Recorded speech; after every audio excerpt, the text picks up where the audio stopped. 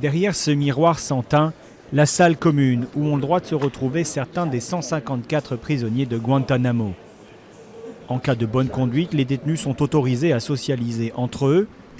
Pour les autres, c'est l'isolement et des conditions de détention plus sévères. Voici ce à quoi ont droit les détenus. En haut, c'est pour les détenus qui respectent les consignes, et en bas, c'est pour ceux qui se rebiffent. Les bons prisonniers ont le droit à plus de livres, de nourriture et un plus grand choix de vêtements. Mais ceux qui ont enfreint les règles, au cours des 30 derniers jours, n'ont pas accès à ces petits conforts et sont obligés de porter les fameux uniformes orange. Sur ce plafond, des traces d'excréments jetés par un détenu récalcitrant en direction d'un des gardiens de la prison. Pourtant, les militaires affirment que les conditions ici se sont nettement améliorées. Les détenus sont désormais dans les camps 5 et 6. Ce sont des installations modernes qui ont coûté des millions de dollars. Ils ont la climatisation, la télévision par satellite, une salle de sport. Ça a beaucoup changé au cours des 12 dernières années.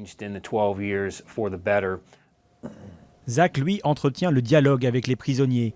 Selon lui, l'ambiance est meilleure depuis que le président Obama a promis la fermeture de Guantanamo. Ils sont dans un meilleur état d'esprit en ce moment parce qu'ils voient que ça bouge. Le président américain a beaucoup parlé de Guantanamo et du fait qu'il voulait fermer la prison.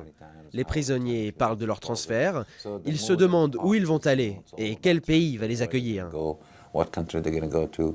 Mais pour certains, l'attente a déjà trop duré.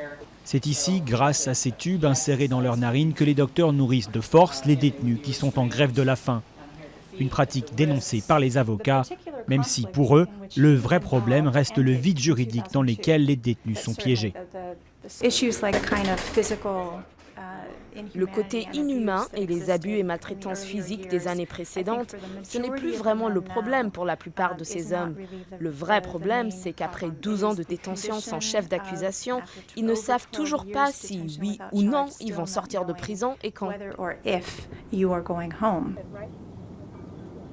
Les procès de certains détenus sont en cours devant des tribunaux militaires, mais la plupart des pensionnaires de Guantanamo restent, selon les États-Unis, des prisonniers de guerre, dans un conflit contre le terrorisme qui pourrait bien ne jamais avoir de fin.